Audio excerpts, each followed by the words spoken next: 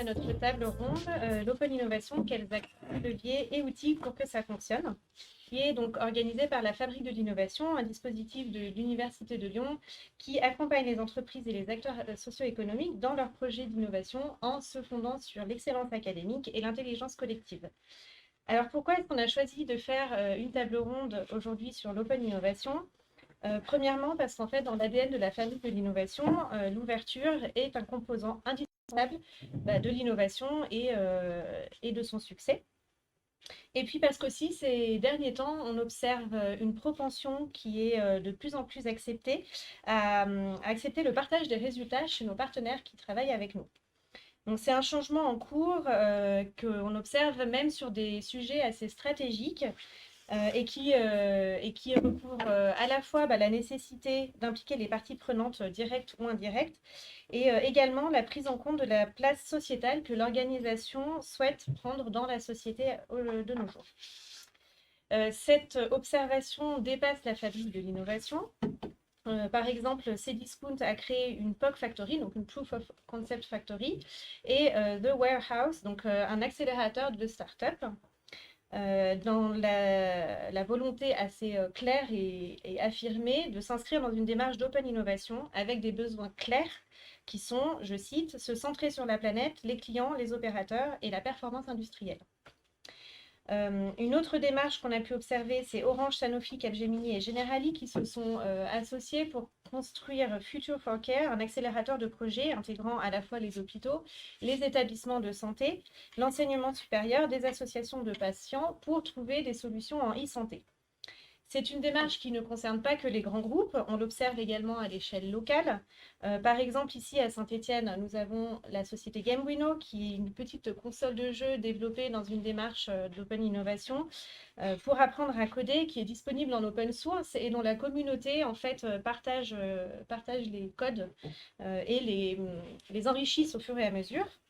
Et donc Noveka, une association de professionnels de santé ciblée sur l'industrie de la santé qui intègre aussi donc, le CHU, les établissements d'enseignement supérieur, des laboratoires et différentes industries de santé pour réfléchir ensemble autour de problématiques communes.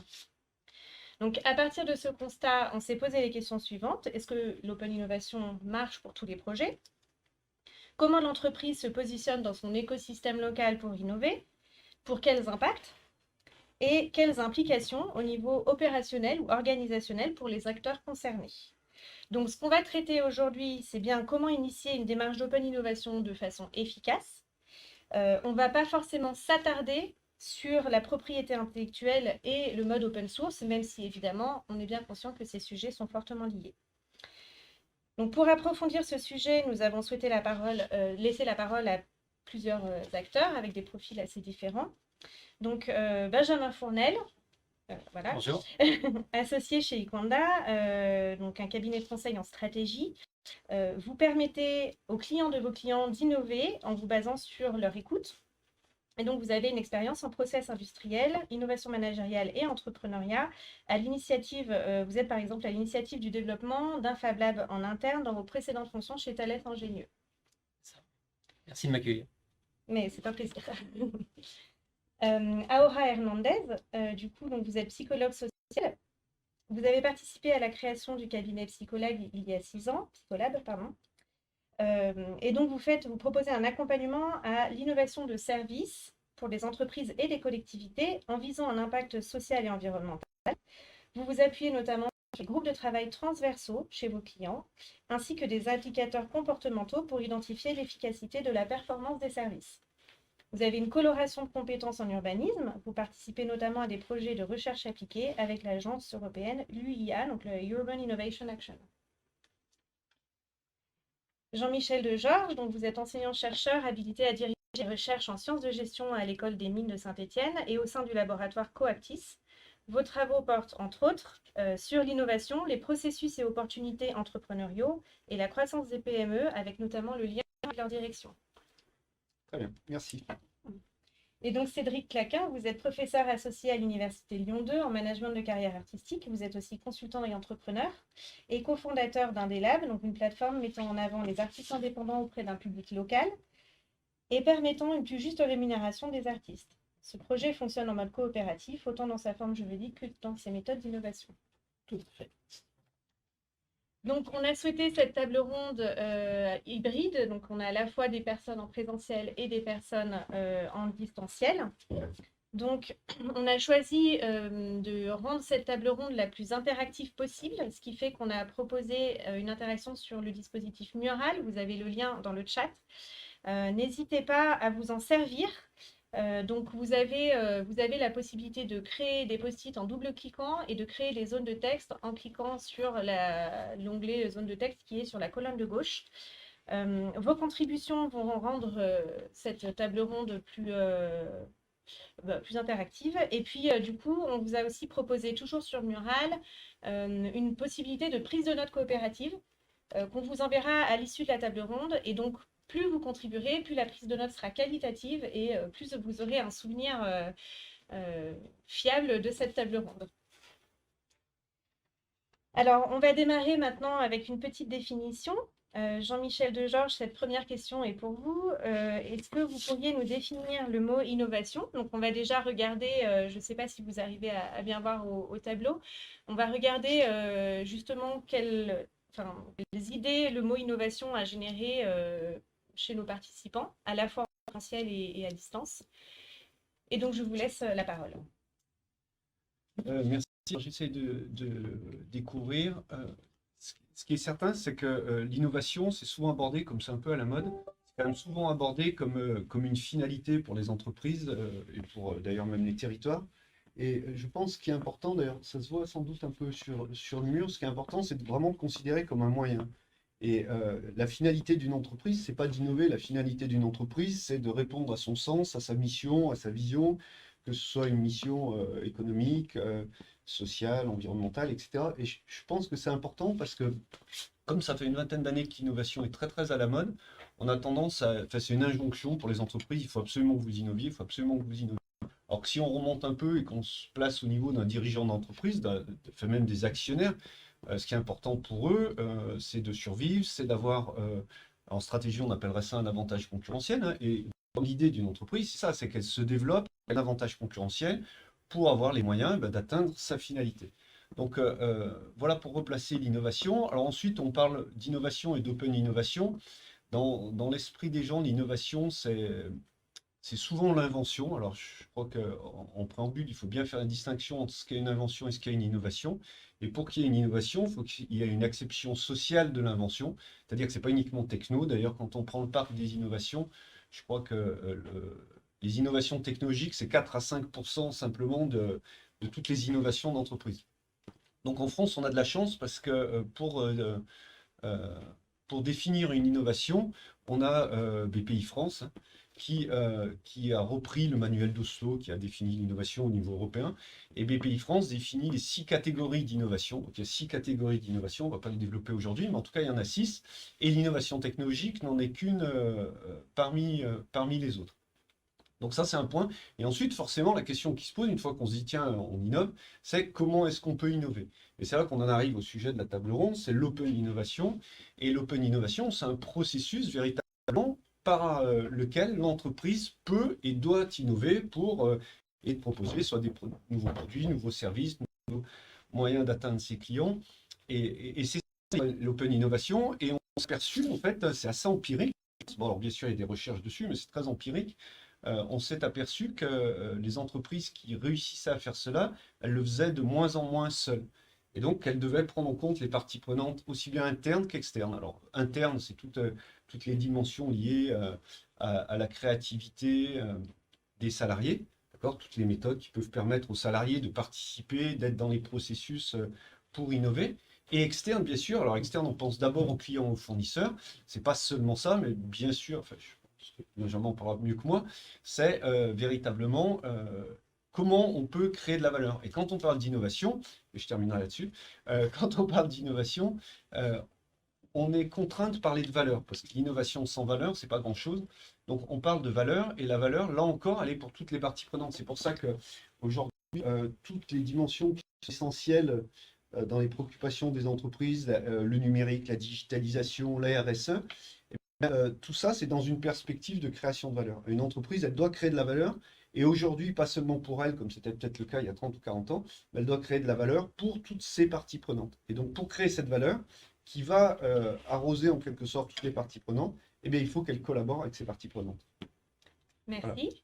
Eh ben, on va faire un petit zoom sur l'innovation en tant que telle. Benjamin, qu'est-ce qui, selon vous, fait une innovation réussie? Quand est-ce qu'on parle d'une innovation réussie? Bah, comme tu l'as très bien dit, c'est quand elle crée de la valeur en fait. Une méthode d'innovation qui ne créerait pas de valeur serait effectivement quelque chose qui ne marcherait pas. Créer de la valeur sur quoi?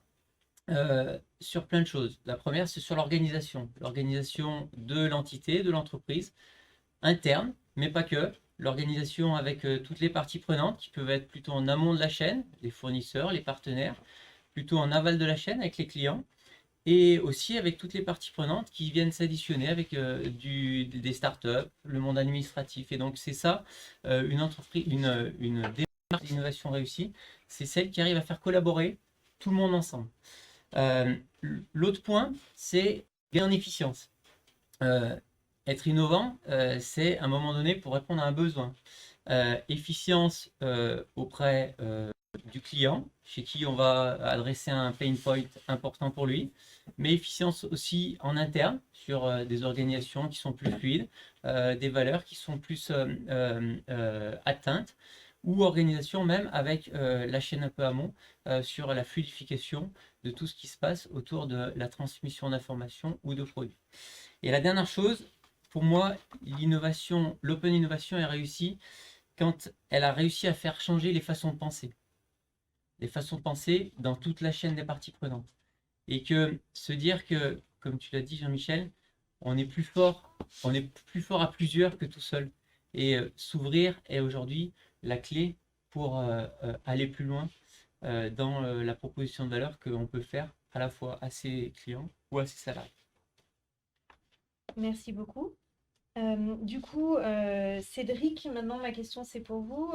Selon vous, quand est-ce qu'on peut dire qu'une open innovation a fonctionné? Quand est-ce qu'on peut vraiment parler d'une innovation qui soit ouverte? Pour compléter, effectivement, je rajouterais quand il y a de l'usage. C'est-à-dire que je suis d'accord sur les changements de mentalité, parce que pour moi, la principale vertu de l'open innovation, c'est effectivement de l'idée qu'elle ouvre. Elle ouvre les esprits, elle ouvre les process, elle ouvre éventuellement ou pas la propriété intellectuelle. Même si on n'en parlera pas, ça fait quand même partie des éléments, en tout cas, qui pour moi qualifient une bonne. Ma première réponse aurait été quand les processus et la place de chacun a été bien définis. Donc ça passe aussi par ces questions de propriété intellectuelle et puis de contribution rétributive. C'est-à-dire que dans un collectif, nous on le voit à l'échelle de ce qu'on s'applique sur le format de société coopérative, on est dans la réunion de parties prenantes et chacun doit y trouver son compte. Donc arriver à créer un contrat de bien se connaître et après, bon, le terme d'ouverture, il n'est pas forcément, c'est important de le définir ensemble. C'est-à-dire que je ne vais pas faire là une définition qui vaudrait pour tout le monde, mais c'est quoi le degré d'ouverture? Parce qu'aujourd'hui, l'open innovation est souvent entendue comme, et c'est déjà pas mal, comme la capacité de l'entreprise à s'ouvrir à ses propres ressources internes et à des collaborations externes. Après, moi, j'aurais tendance à aller chercher aussi, parce que c'est plutôt les projets qui m'intéressent, quel est l'impact pour la société, pour l'environnement global, qui soit d'ailleurs écologique ou plein de choses. Donc, une innovation ouverte, c'est celle qui a réussi à mettre en mouvement des gens et pour moi à créer de la valeur, certes, mais aussi du changement, y compris avec une acceptation un peu plus sociale. Donc c'est vrai que moi je vais plutôt être sur ce qu'on appelle donc l'open data, l'open source et l'open standard. Donc Odozo, c'est pas très joli, mais voilà, à dire que on essaie de nous pousser dans ce qu'on travaille vraiment l'ouverture, y compris jusqu'à partager le code dans des communautés comme GitHub, s'appuyer dessus, etc. Donc voilà, l'ouverture, elle va pour nous jusqu'au partage de ce qu'on a développé et qu'on met dans un commun, qui n'est pas juste le nôtre, ceux de nos partenaires, mais qui est le commun de la communauté. Merci. Alors, Aura, du coup, comment est-ce qu'on différencie justement une démarche collaborative de l'open innovation? C'est-à-dire, quelle est la différence en fait entre une démarche d'open innovation et, entre guillemets, une simple collaboration ou une simple co-construction? Alors, je dirais que la collaboration, c'est en premier lieu une étape de l'open innovation. C'est-à-dire qu'il peut exister une open innovation quand il y a la collaboration et pas l'inverse. Et où il y a un point quand même de changement assez radical, c'est par le type d'information qu'on permet à l'entreprise, à l'organisation d'entrer. Et c'est là où on commence à parler plus de open innovation parce que on ouvre, je pense à l'entreprise ou à l'organisation un peu comme le cerveau. C'est-à-dire que si on va voir le cerveau, une cellule, on va dire l'entreprise, elle est une cellule, une neurone, pardon. La qualité d'une neurone, elle est déterminée des liens avec les autres neurones. Là, ça va être exactement pareil. Et donc, la neurone elle va être encore plus forte parce qu'il y a bien plus d'informations, de connexions avec les autres neurones. Et donc, elle risque moins de disparaître. Et les neurones, c'est un fonctionnement dans le cerveau, une neurone va disparaître quand elle a moins de connexion avec les autres neurones. Pour les entreprises, ça va être pareil. Donc, plus d'informations, plus de connexions et là, avec d'autres entreprises et d'autres organisations. Donc, ce n'est pas que des entreprises, c'est d'autres neurones, d'autres cellules. Plus forte elle va être. Donc, c'est cette capacité à savoir à prendre toutes les connaissances, pouvoir les partager et au final, et comme vous l'avez bien dit, ce qui est important, c'est ce qui va fédérer cet ensemble de neurones. C'est-à-dire que le cerveau, il va mémoriser, il va faire des tâches de réflexion, aussi d'exécutif de tout le corps. Donc voilà, c'est mon côté psychologue qui parle, mais au final, c'est ça. C'est en quoi les organisations se réunissent autour d'un intérêt qui est commun, qui va au-delà de leur propre mission et qui va créer un enjeu plus fondamental et de l'intérêt général et à partir desquelles toutes ces organisations sont directement impliquées.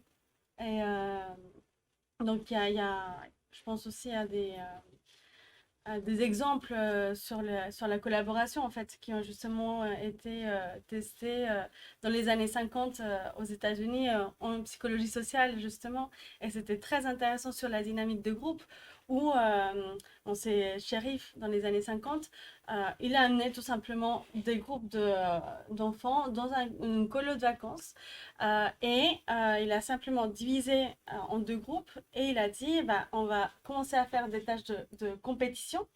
Et donc là, des traits plus de compétition ont commencé à ressortir. Et puis, même des comportements plus agressifs. Et puis, quand il a testé des tâches, des buts supraordonnés, que nous on appelle, donc ces objectifs communs qui vont au-delà, le comportement des groupes a commencé à changer parce qu'il y avait des problématiques qui concernaient à la fois les deux groupes. Et donc, il y avait moins d'hostilité, il y avait plus de coopération.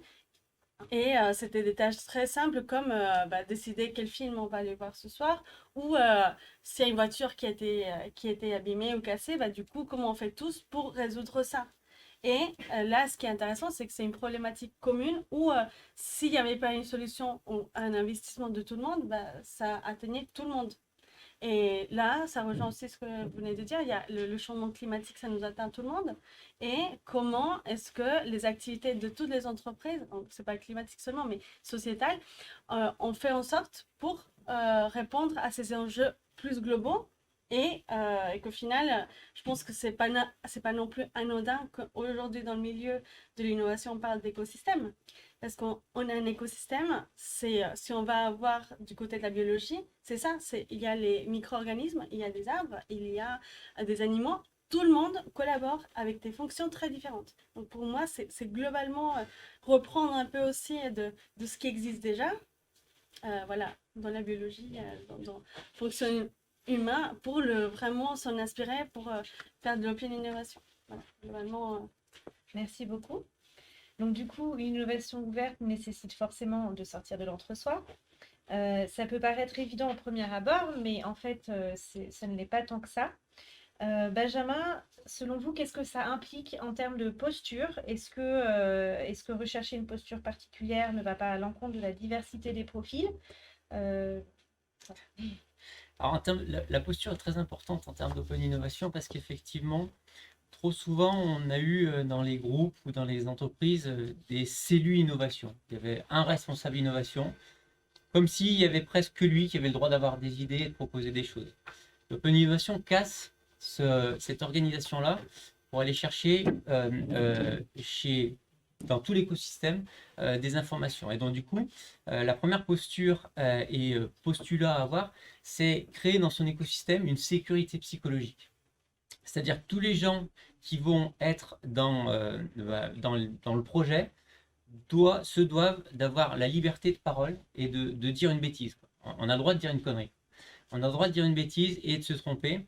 Et c'est la première chose en fait à mettre en place en termes de changement de posture, qui forcément va avec la prise de risque. À un moment donné, il faut aller de l'avant, il faut prendre des risques bien sûr mesurés, considérés, mais il faut avoir cette dimension-là. Et je vous assure que dans certaines entreprises, la prise de risque n'est pas forcément le point le plus mis en avant dans le management. L'autre chose, c'est aller écouter les gens. Si on a un écosystème et qu'on essaie de faire travailler les gens ensemble et qu'on ne les écoute pas, ça ne marche pas. Donc l'entreprise qui se lance dans une démarche d'optimisation est là pour faciliter les échanges entre les gens, et des échanges fructueux forcément pour les idées. Et c'est de là que, en faisant parler les gens, en faisant des connexions, comme tu l'as bien dit, c'est de là que vont sortir les meilleures idées. Et la dernière chose en termes de posture, c'est la curiosité. C'est s'ouvrir. Tu vas parler d'ouverture et être curieux et de se dire que tout le monde a quelque chose à apporter, même si il est complètement différent de moi, même si la startup ne va pas du tout au même rythme que moi, et que a priori on ne peut pas se parler. Il faut quand même aller chercher cette curiosité et de franchir cette barrière-là. Donc voilà en termes de posture, les 4 ou 5 postures que je préconise d'avoir pour se lancer dans une open innovation, dans une démarche d'open innovation. Merci. Est-ce que, du coup, parmi les autres intervenantes, quelqu'un peut réagir à ce qui a été dit? Je pense que l'open innovation, c'est déjà des acteurs, et je ne sais plus si on a dit ou pas, mais en tout cas, il y a une notion de territoire et d'écosystème qui est très forte. D'ailleurs, il y a beaucoup de choses qui viennent de la Silicon Valley où on s'est aperçu que finalement, les gens arrivaient à collaborer ensemble. Et quand on parle des acteurs, il ne faut pas que ce soit trop abstrait non plus. C'est-à-dire que la richesse, la valeur nouvelle qu'on peut créer, elle provient véritablement du mélange d'acteurs différents. D'accord ? Il y a beaucoup de recherches là-dessus. Et en tout cas, ces acteurs différents, eh bien, c'est notamment rapprocher l'industrie de la recherche. Et souvent, ça se fait, enfin pas l'industrie, l'entreprise d'ailleurs, mais sans doute que ça ne se fait pas suffisamment. Mais les écosystèmes qui sont très innovants, qui sont très performants, c'est des écosystèmes où les entreprises sont proches des acteurs de la recherche, que ce soit des écoles, des labos CNRS, etc. Ça, je crois que c'est une chose importante. Et l'autre chose importante, c'est essayer de prendre le mieux de toutes les tailles d'entreprise. On sait qu'il y a un cycle de vie des entreprises, et en fonction de ce cycle de vie, l'entreprise, elle a des atouts, et ensuite elle traverse des crises qui vont la conduire à mettre en place d'autres choses pour continuer de croître. Et donc, il faut prendre le meilleur de chaque étape de ce cycle de vie. Et c'est pour ça, notamment, que les grandes entreprises, souvent, elles vont racheter des startups. Ce n'est pas uniquement pour posséder de la technologie, c'est aussi parce qu'il y a une créativité, parce qu'il y a une façon de faire qui est différente. Et ça, c'est peut-être le plus dur, c'est de faire en sorte aussi également que les différentes tailles d'entreprises, alors on en parle beaucoup, c'est à la mode, même l'État en parle, pour dire que finalement, il faudrait forcer les grands groupes à travailler avec les petites entreprises, etc. Mais il faut vraiment le faire. Et donc là, si on dit il y a les grands groupes, il y a les ETI, il y a les PME, et puis après il y a les TPE ou les startups. Et je pense que le rôle de l'écosystème, c'est ce qui se passe sans doute très très bien à Saint-Étienne aujourd'hui, c'est justement de mailler un peu tous ces acteurs pour que les forcer un peu à collaborer ensemble. Et quand tu parlais de posture, c'est un peu la posture qu'on pourrait mettre en exergue entre un dirigeant et un entrepreneur. Et souvent, quand on est dirigeant d'entreprise, on oublie qu'on a été entrepreneur. En tout cas, ça fait des phases. Parfois, on est entrepreneur, parfois, on est dirigeant. Bien évidemment, il faut les deux, mais vouloir s'ouvrir à l'open innovation et tout simplement vouloir innover, c'est aussi se dire que finalement, On va pas attendre dans une approche, on va pas attendre qu'une opportunité se présente à nous, tout simplement. Tiens, il y a une opportunité sur le marché, bah, tiens, je vais la saisir parce que je suis le premier, le plus rapide, ou etc. Et souvent, l'innovation, ça marche pas comme ça. Souvent, ceux qui arrivent à innover sont ceux qui n'attendent pas justement ce décalage qu'il pourrait y avoir entre l'offre et la demande sur un marché, mais c'est ceux qui sont dans une posture de construction. Ça, c'est, à mon sens, c'est pratiquement une dimension philosophique quand on est dirigeant d'entreprise, hein. C'est est-ce qu'on cherche à identifier des opportunités sur le marché, un brevet à racheter, je sais pas, ou alors est-ce qu'on cherche à construire véritablement l'opportunité de demain, donc l'innovation de demain. Et comme on a vu que l'innovation n'était pas que techno, ça signifie que véritablement tout le monde peut le faire. Tous les acteurs peuvent le faire, même s'ils n'ont pas un service R&D, même si ils ont peu de moyens, parce que la construction, elle est chemin faisant, elle n'existe pas ex nihilo, hein. C'est pas je sais où je vais, même si on parle beaucoup de vision, bien sûr. On pense toujours que les dirigeants d'entreprise ont une vision, ça c'est vrai quand les entreprises existent, mais pour se développer, la vision, elle se construit chemin faisant. Et ça, à mon avis, c'est essentiel pour les dirigeants. Merci. Peut-être Oui, compléter oui. sur le même sujet, je rajouterais dans les qualités aussi l'humilité. C'est-à-dire qu'à un moment donné, et puis pour rebondir aussi sur la connexion avec le secteur de la recherche, c'est pas simple souvent quand on est un entrepreneur. On a réussi nous à le faire avec Hubert Furien ici, hein, mais c'est la temporalité. C'est-à-dire qu'on est censé essayer nous de résoudre, trouver des produits ou des services qui vont aller sur un marché quel qu'il soit. Et effectivement, le temps de la recherche, il est apparemment, quand je dis apparemment, c'est qu'il n'est pas figé, mais il est beaucoup plus long. Donc arriver déjà à se comprendre et à aligner deux temporalités, c'est quelque chose qui est pas évident. Par contre, c'est vrai que c'est très riche, assez riche évidemment pour l'entreprise ou la structure parce qu'elle met en mouvement des cerveaux et des façons de faire qui sont vraiment très très intéressantes et différentes. Donc je rebondis sur l'importance de la diversité. Et juste pour prendre un exemple très récent qu'on est en train d'essayer de mettre en place à Lyon, autour de l'ambition de décarboner la culture et de l'événementiel. Donc c'est une initiative qui au départ part d'organisateurs de concerts, mais effectivement dans la taille qu'on évoquait, on a essayé d'intégrer en fait des structures qui sont plutôt celles que moi je connais, c'est-à-dire de taille intermédiaire, aussi avec des grands groupes, notamment une filiale de Duchot qui fait beaucoup de sonorisation de gros événements, de structures qui sont sur le territoire, et là le territoire peut devenir un peu symbolique, c'est-à-dire c'est quelle valeur on essaie puisqu'il y a des structures de Marseille et de Nice qu'on a embarqué dans l'histoire, et on a déposé mardi dernier un PTCE, donc un pôle territorial de coopération économique, qui est aussi une antichambre de temps de collaboration et donc d'innovation, puisque l'objectif là, c'est de réfléchir. Il y a des structures qui ont déjà produit des enceintes autonomes en énergie qui fonctionnent effectivement à base de solaire, etc.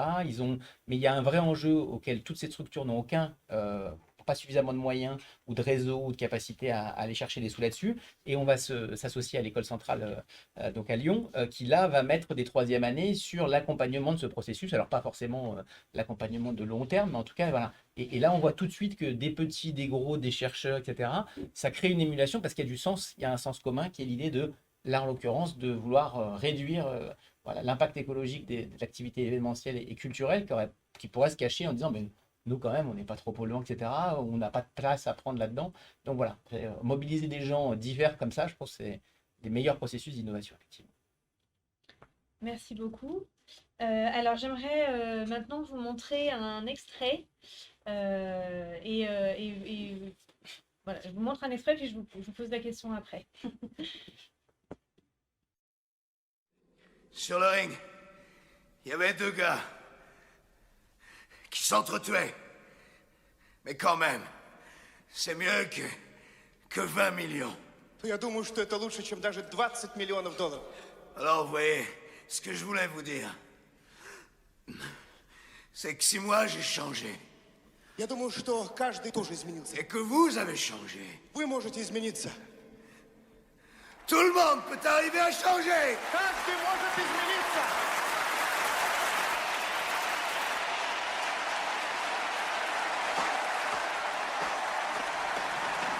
Ça a l'air très facile comme ça. Est-ce que c'est si facile de changer? Mais je pense qu'on le voit un peu dans les marques.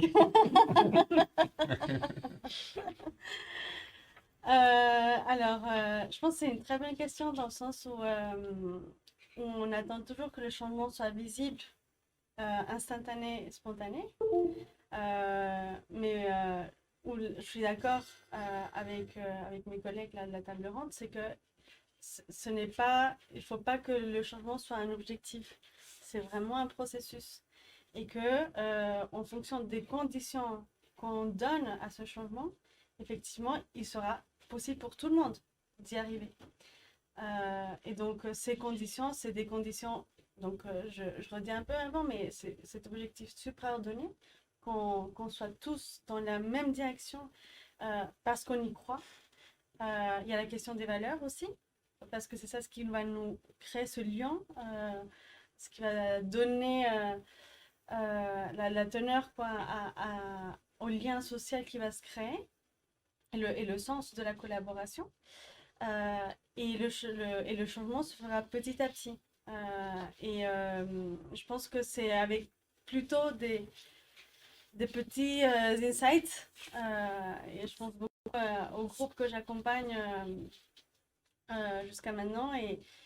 Et c'est vrai que pour moi, le plus important, en tout cas quand j'accompagne justement les groupes, c'est qu'on physiquement, et je le vois, c'est je pose une question ou je fais juste une observation et que la personne juste regarde en haut et dit ah oui, non, j'avais pas pensé à ça ou je comprends la situation d'une autre façon. Et pour moi, ça, c'est mon vrai indicateur qu'il y a quelque chose qui est en train de changer. Parce que la personne ne voit pas les choses de la même façon. Je dis pas qu'elle a changé sa vision du monde complètement, mais c'est juste que dans la situation, il y a physiquement, on le voit là, dans la façon qu'elle fait, regarde, ah non, oui, non, c'est vrai, j'avais pas pensé à ça. Pour moi, c'est le premier indicateur qu'il y a un premier pas qui s'est fait. Et surtout que ce soit des objectifs réalistes et qu'il y ait un groupe qui soutient ce changement. Il peut être un groupe minoritaire, qui d'ailleurs, c'est bien prouvé en psychologie sociale que c'est les groupes minoritaires qui amènent la créativité et le changement au sein des organisations. Donc, il faut bien croire aux petits groupes. Donc, je dirais oui, c'est possible, mais avec les bonnes conditions. Voilà. Un bon accompagnement psychologique, c'est toujours bien. Merci. Est-ce que les autres intervenants ont quelque chose à rajouter? Très bien. Moi, juste Oui. compléter, je pense que la notion de pratique, enfin, moi maintenant c'est un peu ça, c'est-à-dire qu'entre expliquer quelque chose et que les gens le perçoivent ou qu'on le voit sur leur visage, effectivement c'est de pratiquer, de faire preuve en fait de ce qu'on raconte. C'est-à-dire qu'on n'est plus en train de défendre une méthode qui serait parfaite, mais plutôt de se dire, c'est un peu par rapport à l'injonction à l'innovation. Moi, je travaille dans un domaine un peu plus social autour de la fracture numérique. En fait, l'erreur qu'on a commise, je pense, pendant des années, notamment avec les travailleurs sociaux, qui étaient très très méfiants du numérique parce que pour eux, c'était la perte du lien humain qui faisait le sens de leur travail. Et en fait, de plus en plus, nous, on essaie d'intervenir en disant, parlez-nous de votre quotidien et de vos problèmes professionnels, et on va voir comment le numérique peut éventuellement, et on met le éventuellement, vous aider à gagner en efficience, gagner en impact, etc., etc. Mais c'est pas l'inverse, c'est pas faites du numérique, etc. Donc on a créé un format qui s'appelle les bivouacs numériques, qui sont des rendez-vous tous les 15 hebdomadaires, où en fait c'est des réunions d'équipe où tout le monde doit participer, pas juste le fameux responsable de l'innovation ou responsable du numérique, mais effectivement, et on part de leurs pratiques, et en fait on construit un projet commun pour partir d'un cas et de voir comment le numérique pourrait, modestement, quand je parlais d'humidité tout à l'heure, améliorer l'ensemble. Je pense que ton exemple il est très intéressant parce que en fait là, c'est la confrontation, je pense, avec deux éléments qui sont essentiels dans le changement. C'est d'une part les croyances dites limitantes sur la situation, sur les autres et sur soi-même, et qui vont sur lesquels on va projeter, on va dire, ben non, mais ça c'est pas possible, ou non, il faut tel moyen ou tel moyen. Non, avant d'imaginer le pourquoi du comment de cette situation, quel est l'intérêt principal. Et c'est vachement intéressant de commencer à comprendre quelles sont les croyances, commencer à les déconstruire, et ça permet d'aller sur les freins concrets. Moi, je parle de freins concrets en termes psychologiques. C'est les peurs, c'est le fait qu'on ne se communique pas, ou que l'autre personne ne fasse pas ce que j'attends, ou qu'il y a quelque chose d'inattendu qui arrive. Et en fait, c'est accepter ou se donner les moyens pour que chacun de ces éléments-là ne soit pas des freins. Si on a peur, bah, on va creuser. Pourquoi? Et qu'est-ce qu'on peut aller dans quel environnement rassurant, comme tu l'as dit tout à l'heure, on peut offrir pour qu'on n'ait pas peur. Si on croit qu'il va y avoir de difficultés de communication, bah, du coup, quels moyens on doit pour qu'effectivement il y ait une bonne communication sur les attentes de l'autre. Bah, du coup, là, on va discuter sur les attentes des autres. Donc, ça nous permet d'identifier plus précisément ces freins, là, pour le coup, comportementaux au changement. Donc, voilà, je trouve intéressant. Merci. J'aimerais vous faire réagir sur un autre témoignage, du coup, un vrai cette fois-ci, qui a été amené par Aurélien Rodeau, fondateur de Gameduino, qui est donc un produit stéphanois, une petite console de jeu qui est du coup disponible en open source et qui est animée notamment par une communauté en fait qui partage les jeux développés pour avoir un dispositif d'amélioration continue. Et voir ce que vous avez à nous dire en fait sur ce témoignage. Faire de l'innovation ouverte, c'est s'exposer, puisqu'on rend visible la R&D. Ça conduit nécessairement à un devoir d'excellence, puisque tout le monde peut voir le travail effectué et le juger. Ça permet de rentrer dans un cercle vertueux de création de valeur.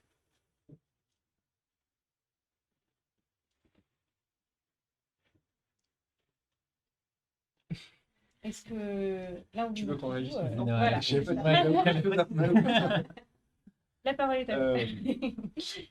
Oui, alors en France, on a la culture du secret, hein, donc c'est un peu, c'est ce qui est évoqué à mon sens un peu là-dedans, c'est-à-dire que on considère toujours que la source d'avantage concurrentiel pour une entreprise, c'est la R&D, c'est la techno. Et en fait, quand on analyse, donc du coup, ça nous amène à parler des business models, hein. Quand on analyse le business model des entreprises, on s'aperçoit que même si on est sur un marché où il y a une prime au premier entrant, eh bien, cet avantage potentiel pour l'entreprise, elle ne vient pas uniquement de la technologie. D'accord? Donc, la technologie, c'est vrai que parfois on peut s'en protéger, parfois c'est plus difficile de s'en protéger dans le numérique, mais en tout cas, la complexité qu'on peut mettre en œuvre dans un business model, c'est-à-dire créer de la valeur de façon plurielle, eh bien, c'est ça qui sera souvent le plus inimitable par les concurrents. Parce que sinon, dans le monde des startups, en tout cas, sinon, rares sont les projets où une grosse entreprise ne pourrait pas arriver avec beaucoup d'argent, beaucoup de compétences, et à ce moment-là, faire plus vite et mieux. Donc, pourtant, l'innovation, c'est souvent basé sur le précepte finalement de cette notion de prime au premier entrant. Et on s'aperçoit qu'il ne faut pas tout miser sur la technologie et il faut là encore créer de la valeur au-delà de l'interne de l'entreprise. Pourquoi? Parce qu'on est limité par ses ressources et notamment ses ressources financières, en tout cas quand on est dans une start-up, même quand on est dans une TPE et même quand on est dans une PME. Ce qui ressort aussi, c'est que comment dire, se lancer dans un processus d'innovation et d'open innovation, comme tu l'as souligné, ça nécessite beaucoup d'efforts. Ça nécessite beaucoup d'efforts sans savoir véritablement où on va.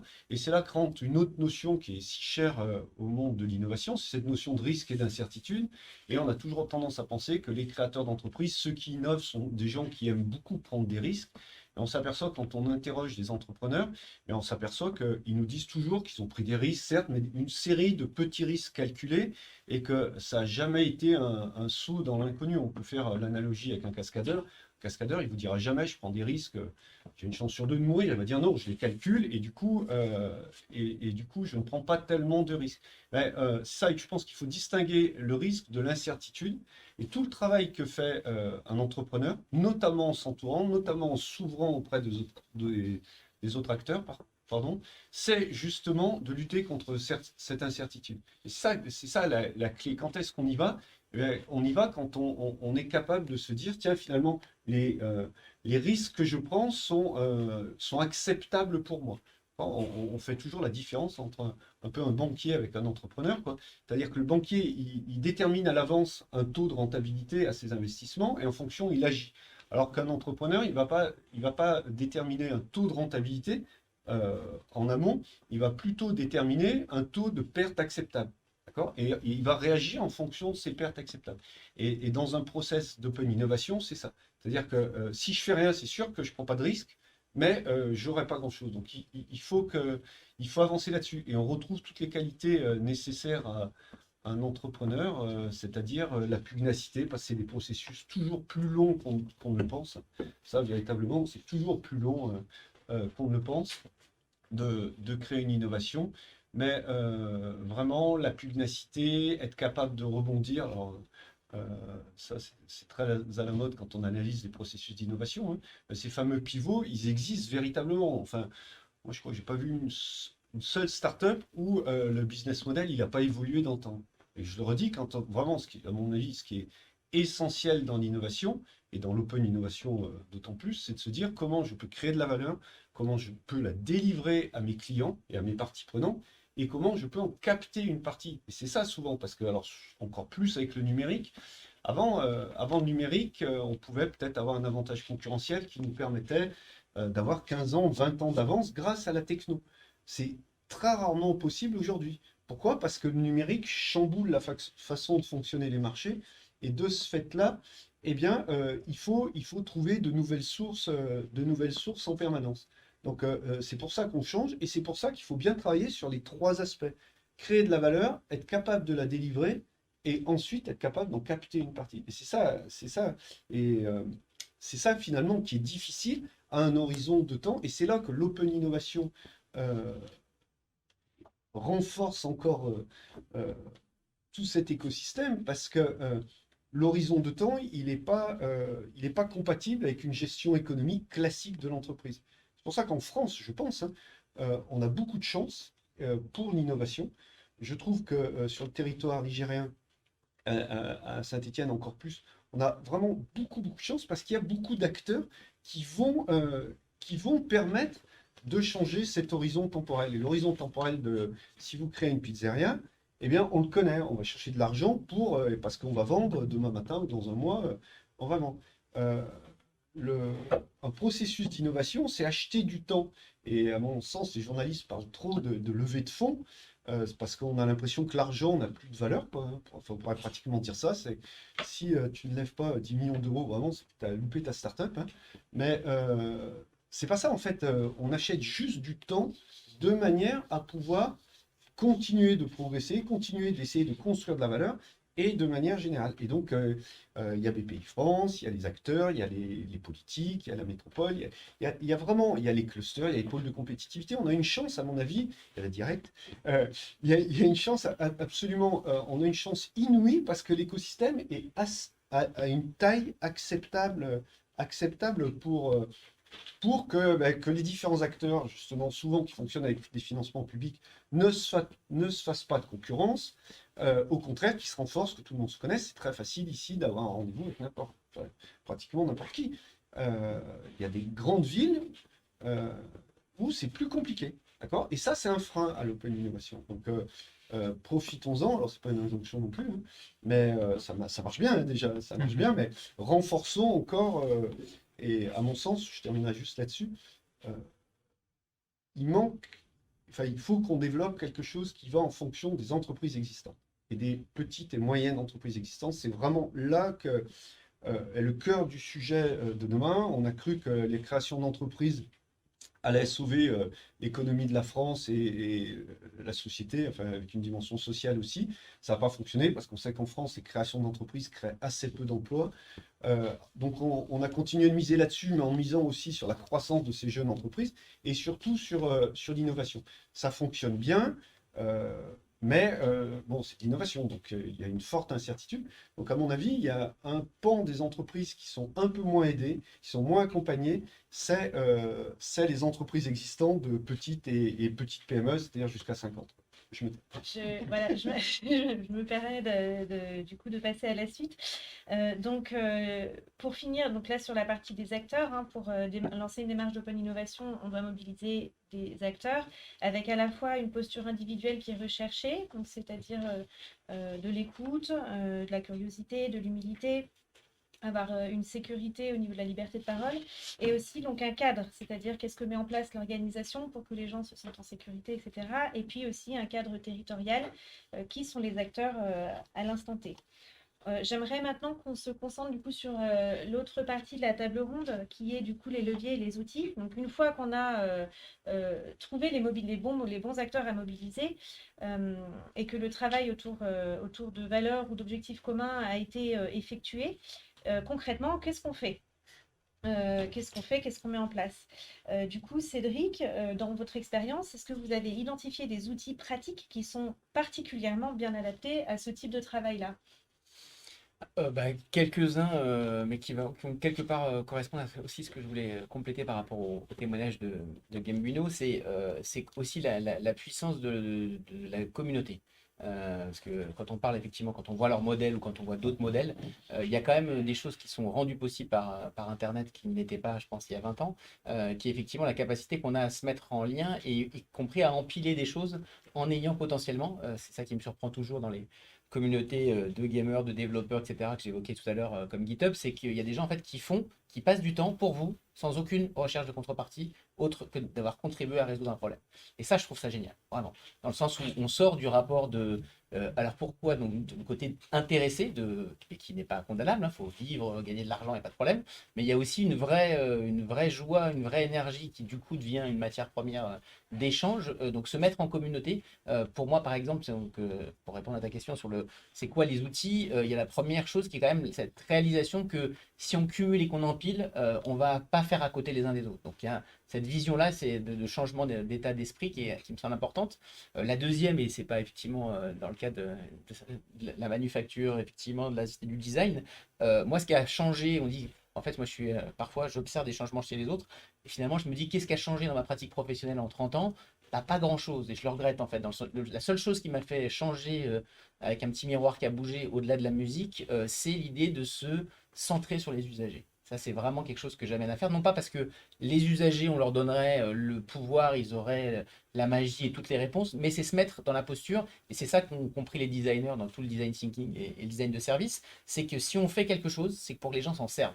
Pas pour qu'ils trouvent un usage après coup, mais enfin, ce qui peut être un effet induit, mais surtout que ça corresponde à un besoin. Donc en fait, dans toutes les démarches auxquelles moi je participe, à la fois d'ailleurs avec des étudiants ou avec des entreprises que j'accompagne, c'est se mettre en posture et à la place des usagers, et non plus à sa place de chef d'entreprise, de créateur, d'innovateur, etc., ou d'innovatrice. Voilà. Et ça change tout. C'est-à-dire que ce simple déport-là de sortir de sa vision du projet et d'aller l'interroger avec d'autres postures, c'est déjà quelque chose qui pour moi déjà change concrètement.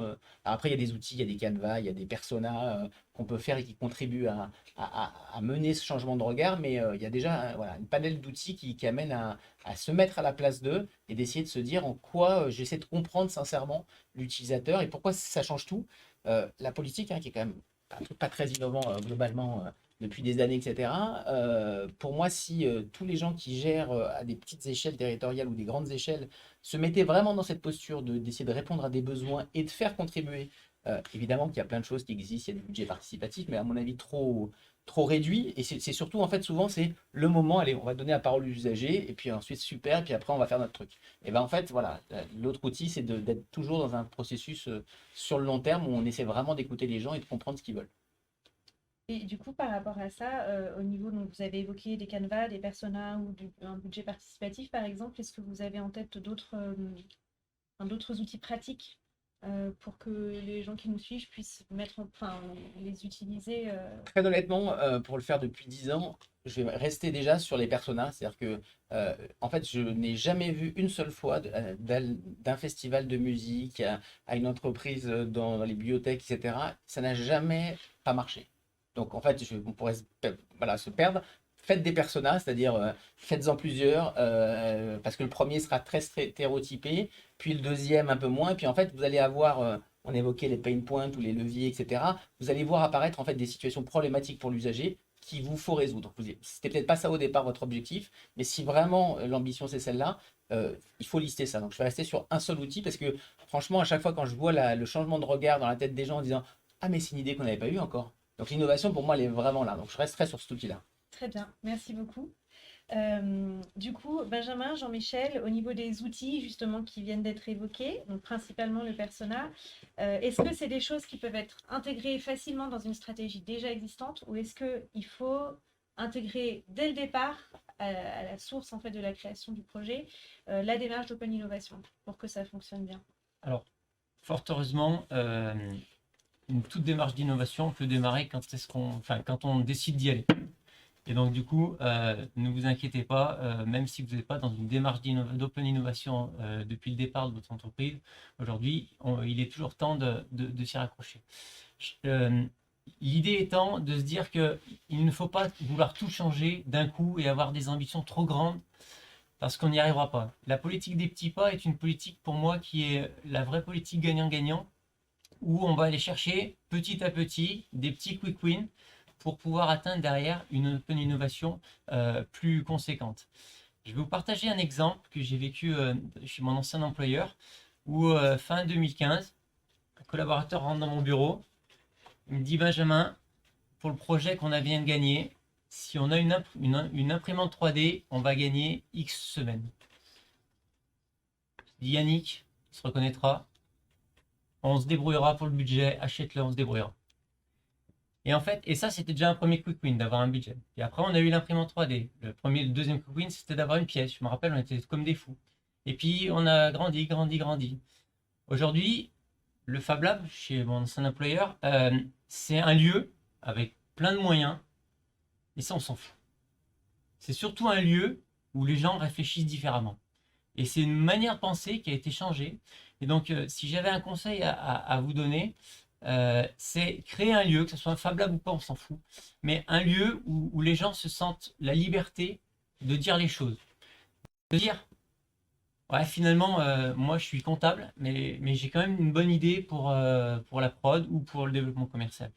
Et là, on en revient à ce que je disais au tout début, c'est la sécurité psychologique d'aller proposer son idée.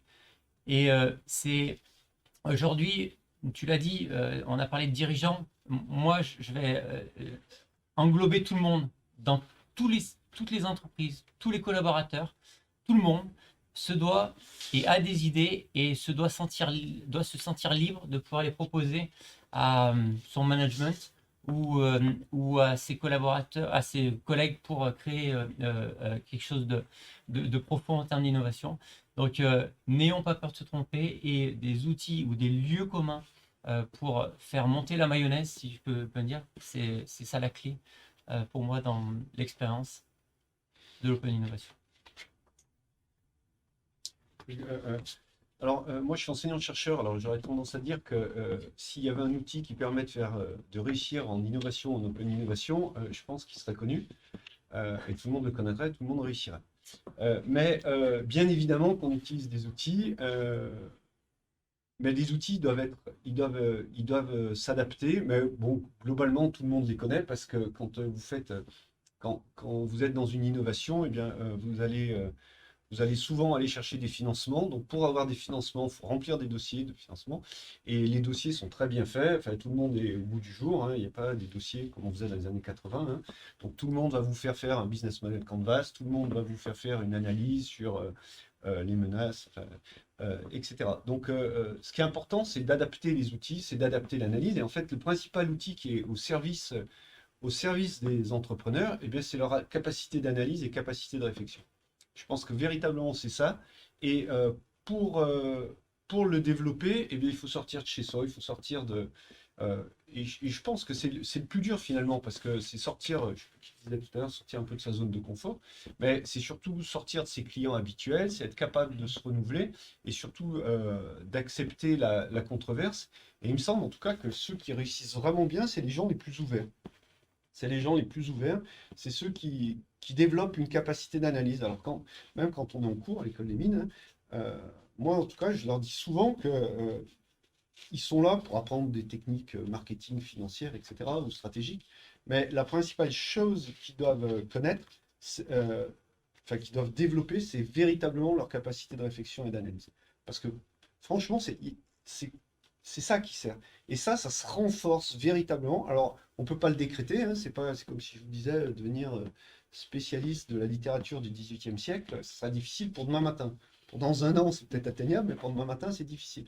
Ben, là, c'est la même chose et il faut commencer jeune et souvent et prendre beaucoup de plaisir parce qu'en fait, je pense que le principal outil pour réussir dans un projet de création d'entreprise, c'est le plaisir.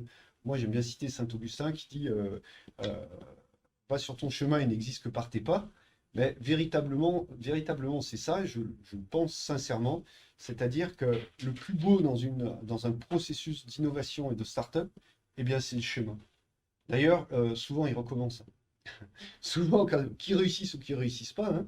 Donc, vous voyez, c'est déconnecté un peu des aspects financiers. Eh bien, ils recommencent. Et il y a une chose qui est plein d'espoir, c'est que tous les créateurs d'entreprises, quel que soit leur âge, c'est pas uniquement une question de génération, eh bien, ils mettent souvent en avant le digital comme un outil et pas comme une finalité.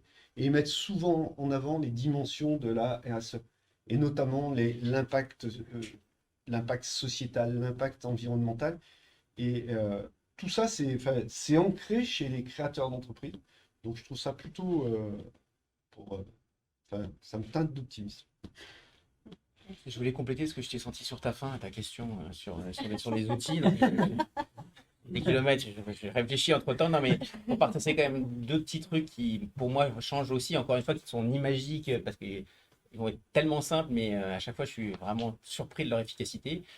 C'est la règle quand même du plus-soiement. Donc, je plus-sois, c'est-à-dire que le nombre d'hackathons auxquels j'ai participé ou que j'ai modéré, et où, en fait, alors c'est extrêmement masculin quand même, hein, peut-être qu'on a été habitué à marquer notre territoire en puissant, donc il y a un petit côté comme ça, mais où quand on fait des tours de table, les gens répètent sous prétexte de dire dans leur bouche des idées qui ont déjà été. Voilà. Donc maintenant, avec les étudiants, je leur dis ah voilà, quand on fait des tours comme ça, c'est vous avez une idée, vous l'exprimez, et les gens qui sont d'accord avec ça lèvent la main pour dire je plus sois.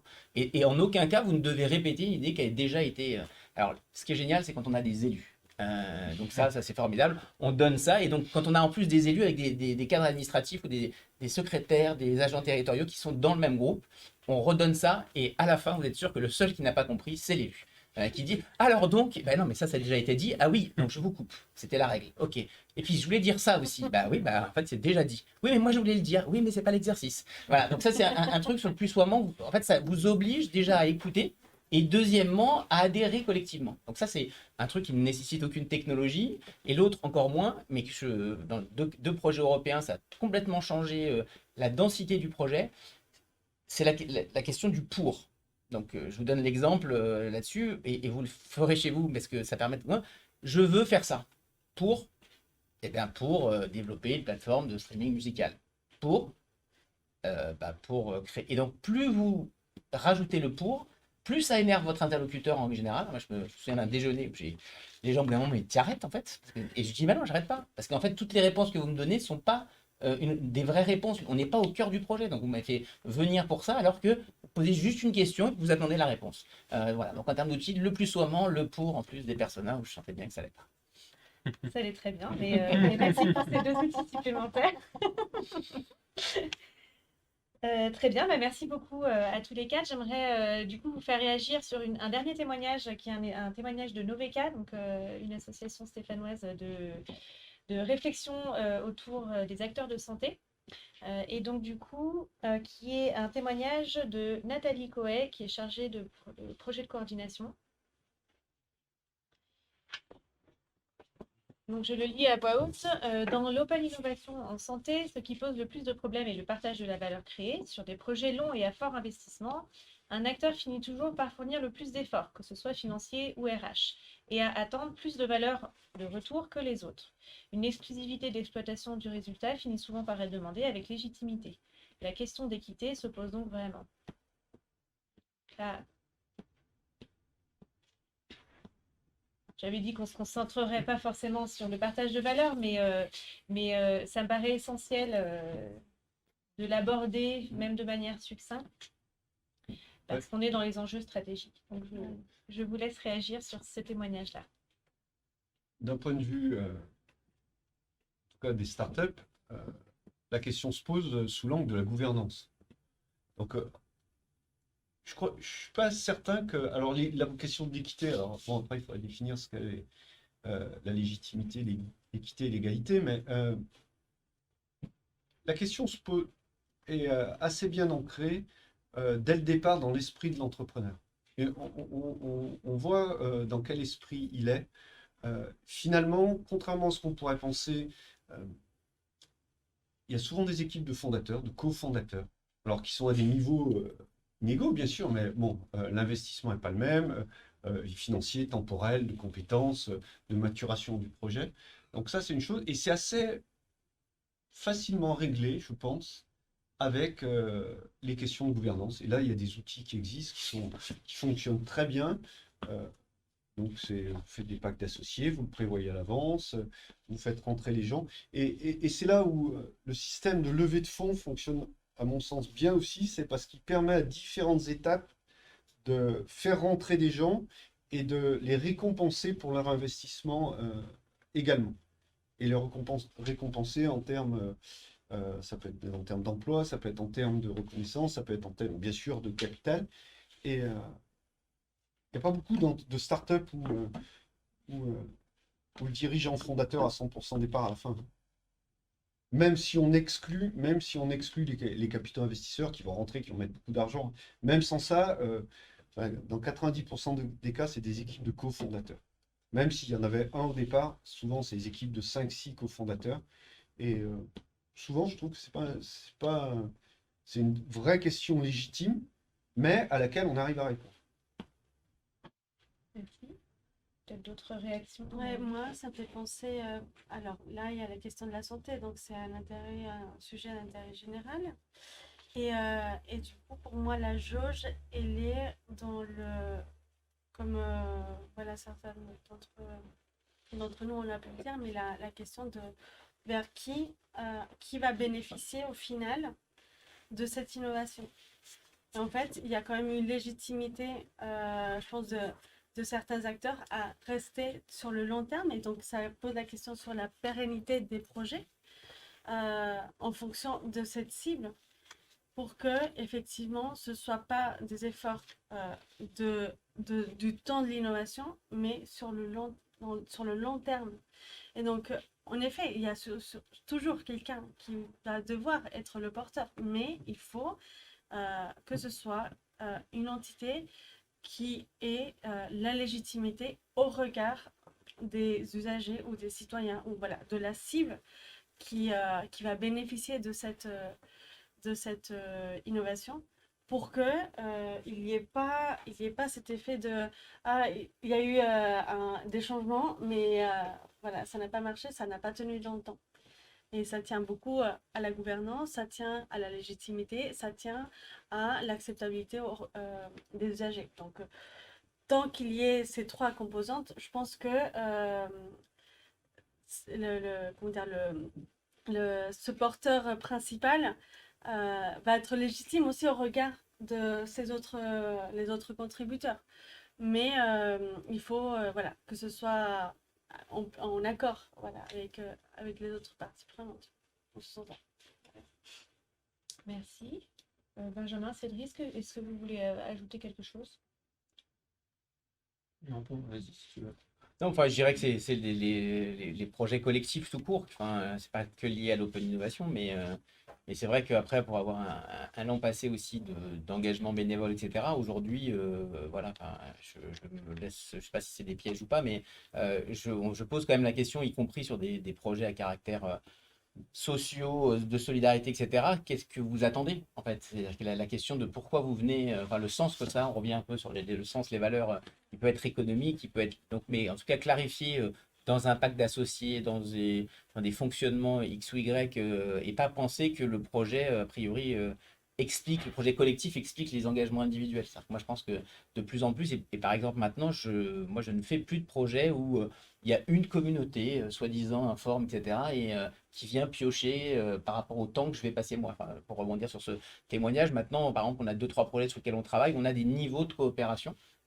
Soit vous êtes observateur, soit vous êtes complice, soit vous êtes contributeur, et ben ça ne vous donne pas droit aux mêmes choses. Alors les choses pouvant être de l'argent, du temps, etc. Mais en tout cas, voilà, j'ai mis du temps à modéliser ou à dire que cette modélisation-là, elle était importante parce que on vient pas tous pour les mêmes raisons, on n'attend pas tous les mêmes choses. Et avoir quelqu'un qui dit dès le départ, moi, je suis là pour faire du réseau et éventuellement trouver mon futur employeur, mais en fait, je préfère que ça soit posé dès le départ parce que du coup, la réponse qu'on va pouvoir lui apporter, y compris à le mettre en contact avec dans des soirées, etc., elle sera plus claire aussi. Versus de je suis là parce que j'ai envie de m'impliquer dans un projet très important. Voilà.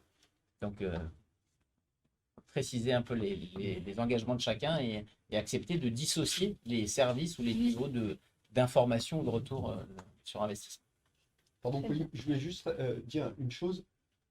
En fait, les efforts, je ramène ça, c'est l'effort qui me perturbe un peu, je ramène ça plutôt aux critères de réussite du projet.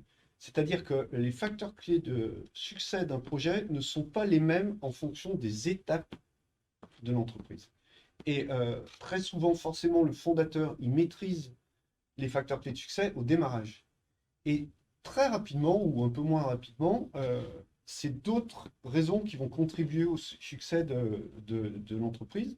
Et souvent, ces facteurs-là, il ne les maîtrise pas. Donc, il va embaucher un directeur marketing, il va embaucher un responsable commercial, bon, admettons que ce soit lui qui maîtrise la techno. Et c'est là que ça devient compliqué, effectivement, que cette question d'équité devient compliquée parce qu'il y a les dirigeants qui sont pas, qui n'arrivent pas, je vais dire comme ça plutôt, qui n'arrivent pas à comprendre cela, et bien là, ça pose de vrais problèmes dans les équipes.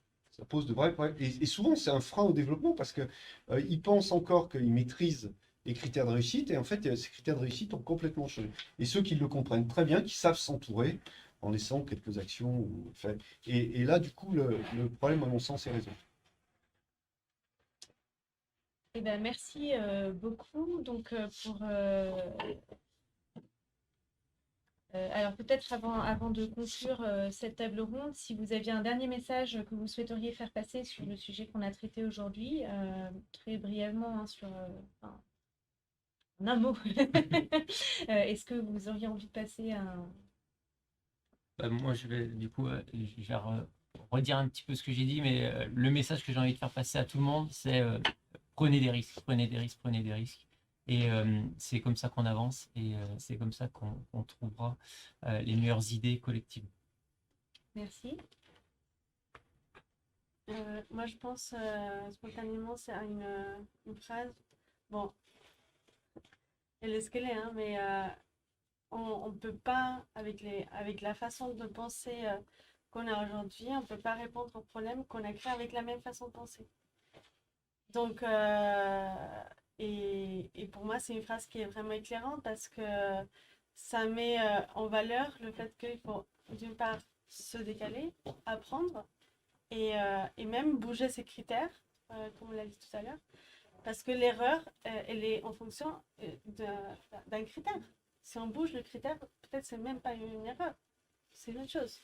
Donc vraiment essayer de dire on voit la situation d'une certaine façon, mais il y a vraiment plein de façons de voir la situation et de trouver les solutions et aller vers des innovations bien plus disruptives, qui n'existent pas. Et c'est grâce à la collaboration ouverte. Merci. Je plus sois. Merci. Ok. Non, juste un mot, ça me fait penser, je crois, il y a un anthropologue qui s'appelle Pascal Pic, je ne suis pas sûr que ce soit Pascal par contre, mais qui disait justement, qui partait de ce que tu disais, qui disait justement, c'est parce qu'une équipe a gagné qu'il faut la changer, et voilà, pour souligner le fait qu'il faut sans arrêt s'adapter et s'adapter à son environnement. Je crois que c'est Pascal. Je suis pas sûr. Merci beaucoup. Donc du coup, simplement pour résumer un peu ce qui s'est dit aujourd'hui, donc on a dans les démarches d'Open Innovation à la fois des acteurs qu'on souhaite intégrer, donc qui ont une certaine posture et un cadre aussi, un environnement qui permet en fait de faciliter ces postures-là. On a aussi des outils et des leviers qui permettent également d'ancrer les démarches d'Open Innovation. Donc, ça peut être par exemple des personas, le plus soiement, la technique de rebondir sur les questions du pour, mais également aussi des outils de gouvernance qui permettent en fait de pallier aux différences de statut et d'attente entre les acteurs. avec la possibilité, par exemple, de donner des droits ou des rôles différents aux différents contributeurs selon leurs attentes dans leur investissement dans la démarche d'Open Innovation. Et donc avec toujours en filigrane, ce qui est quand même ressorti de cette table ronde, la notion d'intérêt général et de réflexion vers un but et un objectif commun. Voilà, alors on va passer du coup à la phase des questions. Est-ce qu'il y a des questions dans la salle du coup, ou si vous avez des questions en ligne, vous pouvez les déposer sur le chat. N'hésitez pas, c'est le moment. On vous écoute. J'avais une question sur les très petites entreprises. Vous avez dit tout à l'heure que c'était important d'accompagner les petites entreprises sur les process d'innovation. Comment fait-on quand on est 400 personnes dans une entreprise pour aller vers l'innovation en termes de RH, en termes de moyens financiers, s'il n'y aurait pas des solutions justement collectives pour accompagner ces petites entreprises qui pourraient être... Parce que ça revient souvent. En fait, on parle souvent d'innovation par les très grands groupes et on montre souvent ça. En revanche, alors le croisement entre grandes entreprises et entreprises, ça reste difficile. Et comment on fait pour embarquer ces petites entreprises dans des projets d'innovation ou les accompagner vers ces projets d'innovation? Je répète juste la question pour ceux qui nous suivent en ligne. Donc, c'est une question qui porte sur les TPE et comment faire pour intégrer les TPE dans des démarches d'innovation et d'open innovation. Donc, faire le lien à la fois avec des structures de taille un peu plus effectives et puis la question au niveau des ressources humaines, la quantité de ressources humaines disponibles à ce moment-là. Peut-être répondre, enfin nous sur notre démarche, parce que je pense à juste à côté avec Uberfurien, il faut, parce on était à peu près à 4 ou 5 au moment où on a démarré des processus comme ça. C'est oser la connexion avec par exemple des pôles de recherche et des écoles.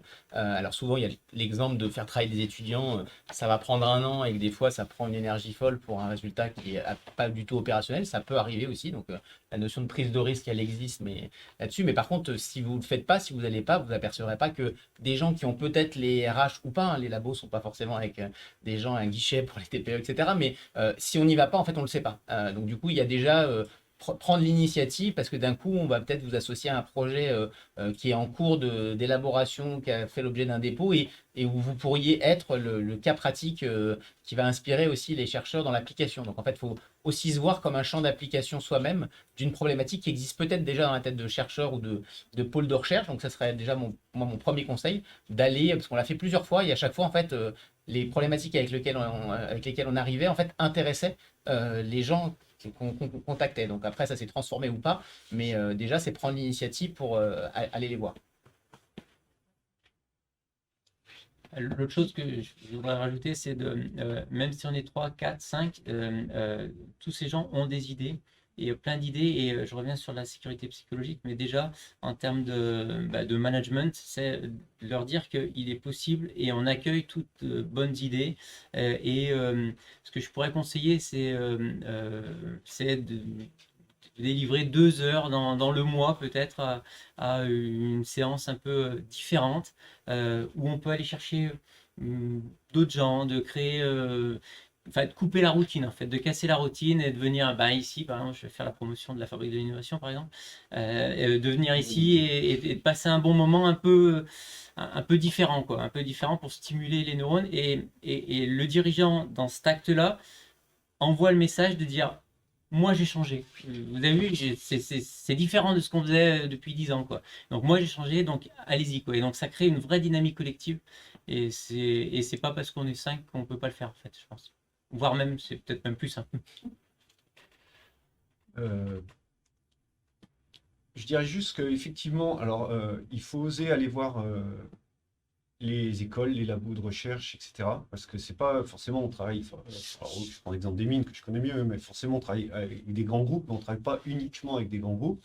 Alors il y a tout un tas, je ne vais pas les développer ici, tout un tas de projets étudiants qui peuvent être sur une année ou sur du court terme. Je ne parle pas des stages, hein, des projets sur des projets recherche, des projets industriels, etc., etc. Il y a toute une palette. Bien sûr, il y a les labos de recherche hein, qui recherchent, qui sont pour le coup ouverts à des collaborations avec tout type d'entreprise.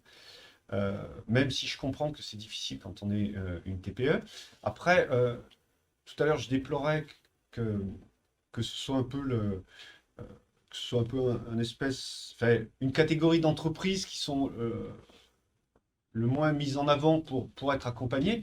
Néanmoins, il existe des solutions. Alors, il existe des solutions pour être financées, pour être accompagnées, quelle que soit l'entreprise. Maintenant, c'est même les toutes jeunes entreprises, même les startups. Il y a les plans Ambition PME de la région Auvergne-Rhône-Alpes qui s'adressent à toutes les entreprises, par exemple, qui sont financées, ou là, et du coup, ça permet de dire, il faut se confronter, en fait. Par tous les moyens qu'il existe, à mon avis, même une TPE, elle doit se confronter. Donc, être accompagné, alors je sais que souvent ça coûte cher, c'est un frein bien naturel à cette ouverture-là, mais il y a des financements justement pour ça, et il faut véritablement se confronter à la vie des autres, à des gens qui ne sont pas dans la même filière que la TPE en question. Et il y a pas mal de manifestations. Alors là, on pourra rebondir, on pourra refaire toute la table ronde sur Open Innovation, mais je pense que c'est la confrontation qui va permettre ça. Et des financements, enfin, il y en a quand même. On a une chance, je le redis, hein, pas je le pense, il y en a vraiment, donc simplement, il y a moins de gens qui vont les voir spontanément. Alors que si c'est l'innovation, on communique dessus, c'est facile. Voilà, il n'y a pas des personnes qui sont au service d'une institution quelconque qui vont voir toutes les TPE en leur disant j'ai quelque chose qui pourrait vous aider. Donc il faut que ce soit elles qui soient un peu plus proactives en attendant mieux. Merci. Est-ce qu'il y a d'autres questions qui... Je sais pas si entre-temps on a eu des questions en ligne. Non? Ok. C'est limpide comme de l'eau de roche. Très bien. Bon, du coup, merci, merci beaucoup. Je tiens à remercier particulièrement nos 4 intervenantes. Donc, Cédric Laquin, Aura Hernandez, Benjamin Fournel, Jean-Michel Degeorges, ainsi que vos structures. Donc, du coup, respectivement, l'Université Lyon 2, Indélab, Psycholab, Ikwanda et l'École des Mines. Ainsi que les partenaires et soutiens pour l'organisation de cette table ronde, donc l'Université de Lyon, l'Université Jean Monnet et le Learning Center de l'Université Jean Monnet, qui nous a mis à disposition la sélection de livres que vous verrez dans l'espace détente là-bas et que vous pouvez aller visiter, qui est au premier étage. Je tiens aussi à remercier du coup pour leur implication et leur aide Lyon Pacte PME, la CCI de Lyon-Saint-Étienne, ainsi que bien sûr Saint-Étienne Métropole et la région, sans qui la D-Factory n'aurait pu ouvrir ses portes. Voilà, n'hésitez pas à continuer à vous poser vos questions après à l'issue de cette table. Merci beaucoup. Merci. Merci. Merci à Pauline.